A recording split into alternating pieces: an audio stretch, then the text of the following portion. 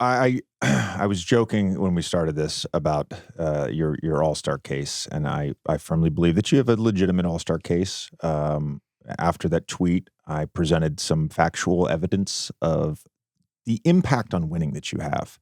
And I think when we talk about, All Stars or All NBA or any of these awards, like there should be and there is a lot of concentration on counting stats and specifically, points per game. Your impact, I think, goes beyond that, and I'm curious about just developing the mindset around being an impactful player, and not necessarily that being just scoring the basketball every night. When did that happen? Did you have to slide some ego aside to sort of give up, the idea of being a one option or two option, but just sort of that development, whether it was in San Antonio or when you first got to Boston, about that two-way impact on winning? I think it definitely started in San Antonio. I mean, that's kind of how I got into the rotation and into the lineup was on the defensive end, just trying to chase around the best players and make them work. And then eventually, as my offensive game just caught up to my defense, and I mean, every time I'm out there, I'm just trying to help us win. Like I'm not really trying to score 20. I mean, I don't even care if I get like 10 assists. Like I just want to help us win. And I know there's a bunch of little things that don't show up on the stat sheet that help us win games, and those are the things that I'm trying to do each and every night. And so, I mean, everybody was talking about it last year. It was like, is it okay if like you just stand in the corner? I'm like, I'll do whatever we need to do.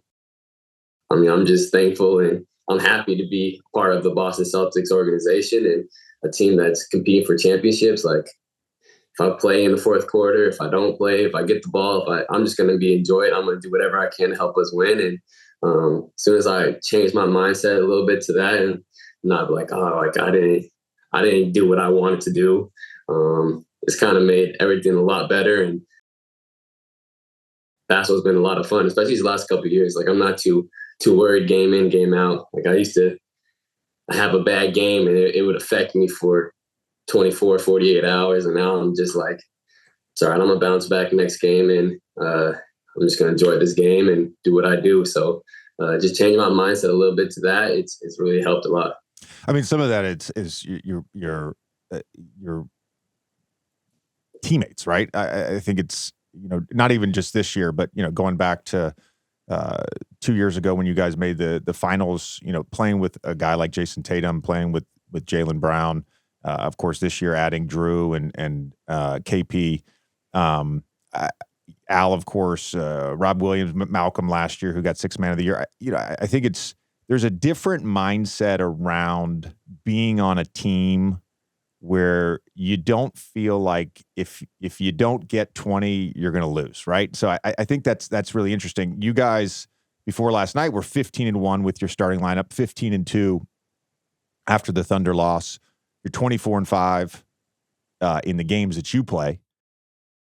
Just the night-to-night approach and mindset on being on such a good team and just having so many options and the versatility that you guys have, like going into a game, does it get boring? Does it get boring? I'm going to say it gets boring. I mean, everybody gives their best shot against us. Like when they see Boston Celtics on the schedule, like they're getting up for those games. They're ready to go. And so we got to be ready to go just as much as they are. So I feel like everybody just getting up and bringing their level up here, like it's forcing us to do it every night. And that's just the type of culture that Joe's been talking about since day one and the mindset that we've had. So I want to say it gets boring, but it definitely takes the stress off. And like, I need to score 30 or I need to score 20 or whatever, or we got no chance. Like it could be anybody, any given night.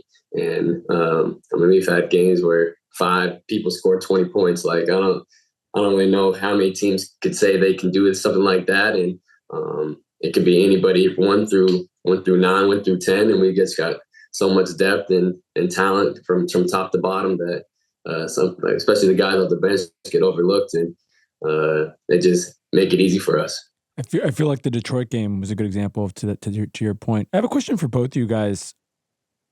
What do you JJ made reference to this in his case for your All-Star bid last week, but what do you think makes a good role player?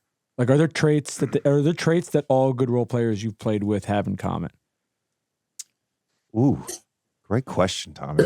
I'm very curious to hear Derrick's thoughts on this.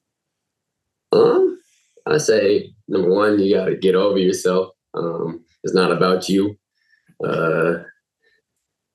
There's times where I won't touch the ball for 10 possessions in a row, and I just got to be ready to go for when I do get my opportunity. So it's not about you out there. Obviously, you got to defend. You got to run in transition. You got to be in the right spot. But just always staying ready, which is not easy.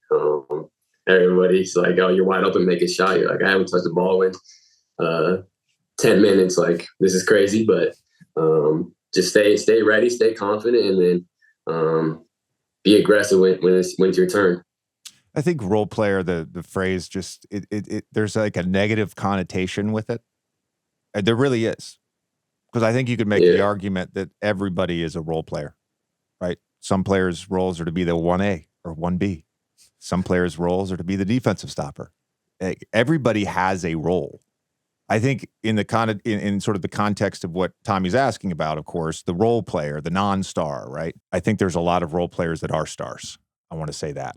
There's a lot of role players that are stars. I think the thing that generally jumps out to me, and of course, anybody who's listening to this can obviously hear this in the way Derrick's talking, but a lot of great role players are just low maintenance. And that's, I think, where it starts. Derrick talked about getting over yourself. I think there's this balance that you have to have. You have to have some level, like all NBA players, of irrational confidence. You also have to have the balance of, I'm going to have a healthy ego about what I want to do on the basketball court and recognize what my team needs.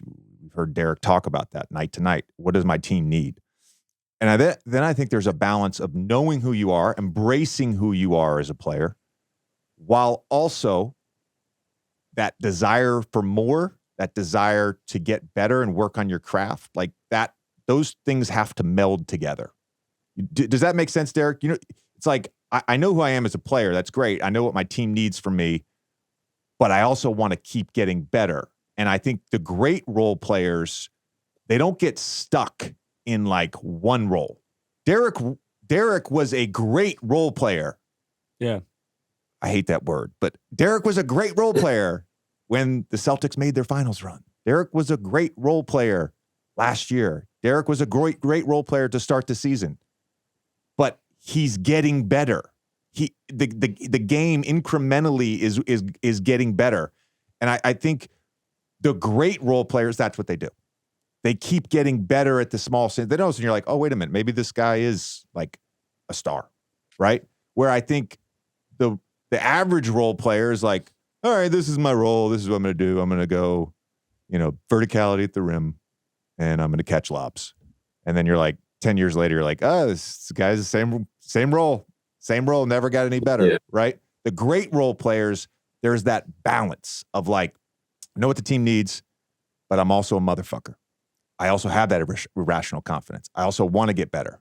So I'm going to work on my craft, and incrementally within a game, I'm not going to do anything that deters from the team, but that work is going to show itself. And that's what great role players do. Yeah, I like that.